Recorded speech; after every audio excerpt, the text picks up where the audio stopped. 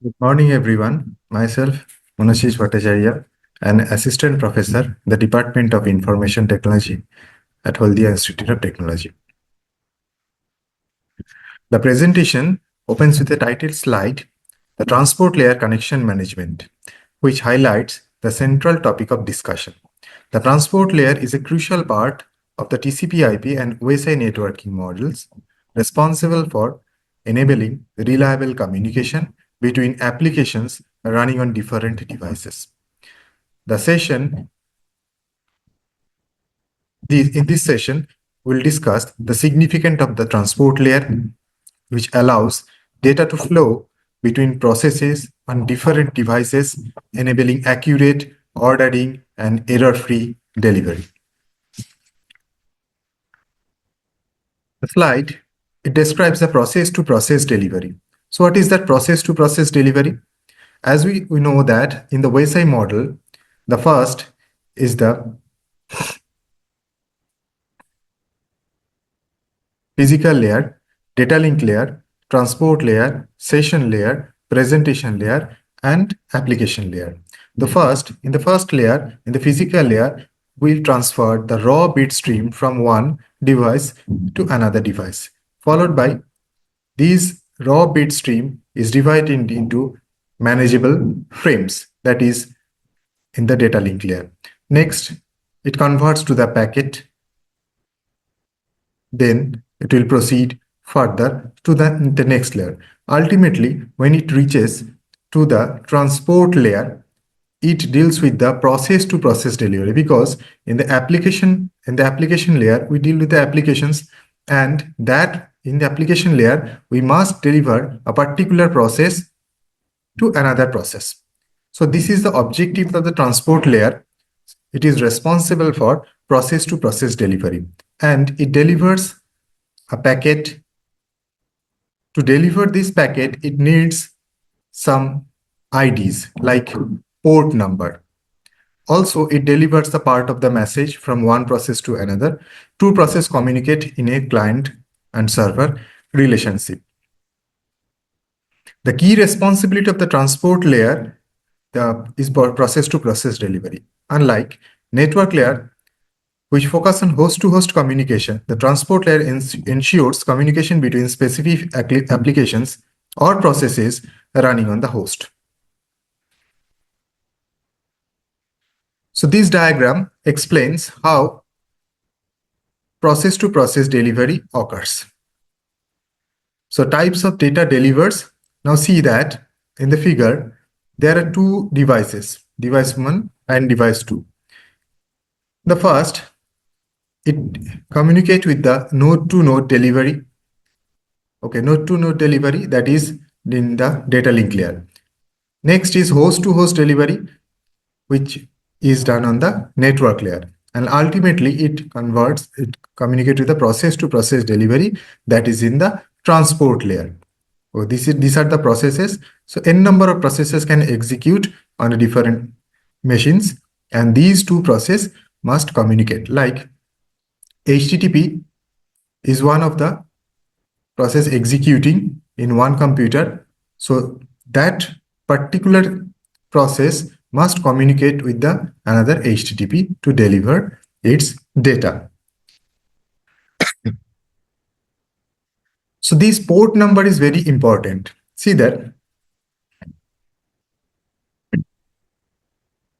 the port number plays a crucial role in the process-to-process delivery.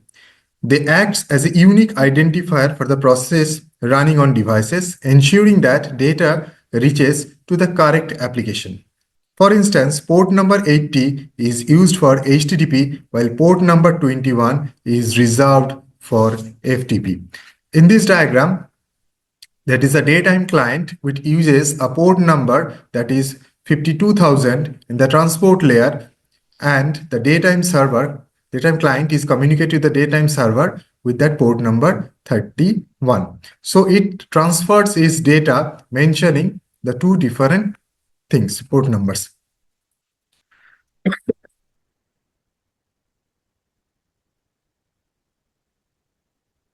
Another example like that,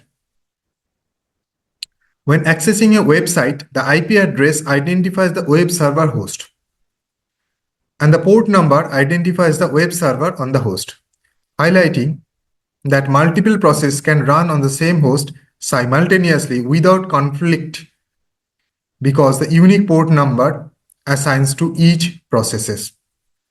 So how this will communicate?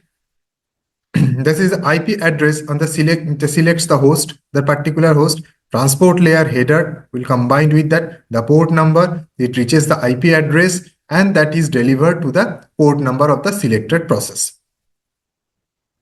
Now these port numbers are defined by the IANA. What is that IANA? The Internet Assigned Number Authority is responsible for managing the port numbers. These numbers are categorized into ranges. The first one is a well-known port number, that is 021023, are reserved for the standard devices like standard services like HTTP, that is port number 80, HTTPS 443, FTP 21, and the registered ports number 1024 to 49151 are assigned to specific user registers applications. The third one, dynamic or private port numbers, that is 49,152 to 65,535, are used temporarily for client-side communications. For example, when a browser initiates a request to the server, it uses a dynamic port number, while the server listens on a well-known port number like 80 for HTTP requests. So these are the range: the well-known port number, the registered port number, and the dynamic port number. Now, what is that socket address? When the port number is combined with the IP address, it generates a socket address. So in this example, the socket address is 200.23.56.8 and 69. That is the socket address. So socket address is a combination of the IP address and the port number. It uniquely identifies the connection between two processes across a network. So for instance, when a client browser connects to the web server, the client socket address might be 192.168.1.5:52,000, while the server socket address might be 192.168.1.10.80. This combination ensures that the communication is correctly established and maintained. So how the error control is achieved in the transport layer. The error control is a fundamental function of the transport layer, ensuring that data is delivered accurately and without corruption. It involves mechanisms like error detection, acknowledgement, and retransmission. So the TCP implements the error control. It uses the checksum to detect the error in the transmitted data. If an error detected, the receiver discards the corrupted segment and requests a retransmission. An acknowledgement confirms the receipt of the data, ensuring that no data is lost during transmission. It contrasts with the UDP, which does not provide error control, making it faster but less reliable. In this diagram, the red marks error is checked in these paths by the data link layer, and the black one, error is not checked in these paths by the data link layer. Okay. So see the diagram, the transport network and data link and physical layer, they are communicated through LAN and WAN, and they are transferred using the WSI layer by this. So the position of the transport layer protocols like TCP, UDP, and SCTP in the TCP/IP protocol suite is defined as that. In the application layer, these are the protocols like SMTP, FTP, TFTP, DNS, SNMP, and BOOTP. In the transport layer, these three protocols are defined: SCTP, TCP, UDP. We'll discuss the TCP protocol in these slides. And as network layer, there are some protocols like that: the IGMP, ICMP, IP, ARP, RARP, and the physical and data link layer underlying LAN and WAN technologies. In this transport layer, the UDP is fast and connectionless, suitable for real-time application like streaming. TCP is reliable and connection-oriented. ideal for applications requiring accurate data transfer like emails. Just remember that these connection oriented either or connectionless. These are all virtual connections. So there is no physical connections in between these protocols. We are doing all these things in the software and they are making the connection as the TCP reliable connection by using the TCP handshaking procedures. And the SCTP combines features of both the supports of the multi-streaming and making it suitable for the telecom applications. Now, the TCP is a connection-oriented protocol. It creates a virtual, as I told, virtual connection between two TCPs to send data. In addition, TCP uses flow and error control mechanism at the transport layer, while UDP does not. So some well-known port numbers used by TCP are, for example, 7 is for echo and 9 for discard, like 80 for HTTP, 11 for RCP, and 21 for FTP, 23 for Telnet. You can see all the details in this description also. Now, the stream delivery. TCP delivers data as a continuous stream of bytes. The continuous stream of bytes for the sending process to the receiving process. Okay. Maintaining the order in which data was sent, this is achieved by using sequence number for each segment. So while sending the data in the TCP, these stream of bytes are dealt with the segments. The first one, as we know from the WSI layer, the first one is the stream of bytes, then frames, then packets, then followed by, when it comes to the transport layer, the segment. So in each of the segments, there is a sequence number. So that using that sequence number, you can identify which the continuous flow of data and the sequences. The TCP segments the data at the sender side and reassembles it at the receiver side, ensuring that application receives data in the intended format. Now, sending and receiving buffers. So TCP, while sending the data, TCP uses the two buffers. In the sending process, the next byte to write means, suppose you are sending the data, which bytes you want to send. Next byte to write in the buffer. And these are the data which are already sent. And next byte to send. And these are the not yet sent. When it receives the data, that is these are the not read yet, next byte to read, and next byte to receive. These are the TCP buffers. So we can say that TCP uses buffers to handle differences in the processing speeds between sender and receiver, so that the receiver must not overwhelm with the data. The sending buffer temporarily stores the data waiting to be transmitted, while the receiving buffer holds the data until the application processes it. Now, this is the TCP segment format. It uses the header and the data. There is a source port number which is 16 bits and destination port numbers and the 16 bits.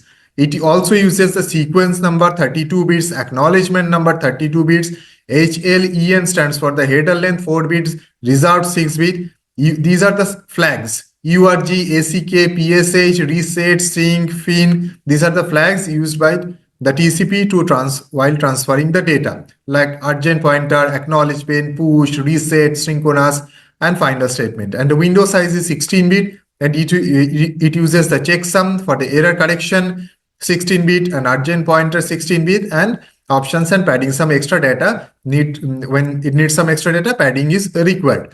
So the control field, it defines the URG, urgent pointer is valid, acknowledgement is valid, push, request for push for data, RST, reset for the connection, synchronization sequence number, and terminate the connection. Now, how the TCP established connection in the three-way handshaking procedure. So the first, the client is active open. There is an active open. In the server, there is a passive open. So the client sends an sequence number, that is 8000, and A and S. That is A for acknowledgement flag, S for synchronous flag. That is, the client is ready to synchronize with the passive open server to establish a secure connection in the TCP. Upon receiving that flag, particular date flag, there is no data in this first one. It contains only the acknowledgement and synchronous flag. When the server receives the passive open, it sends another sequence number, that is 1500, followed by the acknowledgement 8001, because the sequence number is 8000, 8000 and 8001. That is the acknowledgement. And it also sends synchronous plus acknowledgement message to the client. When the client receives that particular data, it receives with an acknowledgement followed by the sequence number and acknowledgement, which is one incremented by the sequence number of server. It is occurs in the time domain. So when the connection is established, they can transmit the data securely from the client to the server. Now this is the data transfer actually happens. The client sends the sequence number followed by the acknowledgement and A and P. A for acknowledgement, P for the push flag, and they communicate the data. These are the data it sends actually, number of bytes. Okay, to the TCP server. It also sends another sequence number, acknowledgement number, data, and the number of bytes. See that every segment will contain the sequence number and the acknowledgement also. These sequence number used to identify the sequences of the data flow, and if the data is missed during transmission, it can ask to resend that particular data. Okay. When the server receives that these number of data, it sends its corresponding required data by using the sequence number, acknowledgement number, and the data also. This way, the data transfer is actually transferred in the time domain from the client to server and server to client in the both direction by the TCP. When the data transmission is done, either the client or the server can terminate the connection. That is the end of the termination using the three-way handshaking procedure. So the client active close, it sends a sequence number X and acknowledgement number Y. That is the acknowledgement and the fin for the final. Now it wants to terminate the connection, so F flag is set. When it receives that the server, it replied with its own fin and acknowledgement and sequence and acknowledgement number. Acknowledgement number, see that it is one incremented, X plus 1, sent to the client. The client receives it and increment the acknowledgement of the server Y plus 1 followed by its sequence number, sends an acknowledgement, that is the connection is terminated. So when the data transfer is done, they can terminate the connection. This way, we can transfer the data securely from one client to the server and server to the client using the transport layer TCP protocol. Thank you. These are the explanation of this presentation.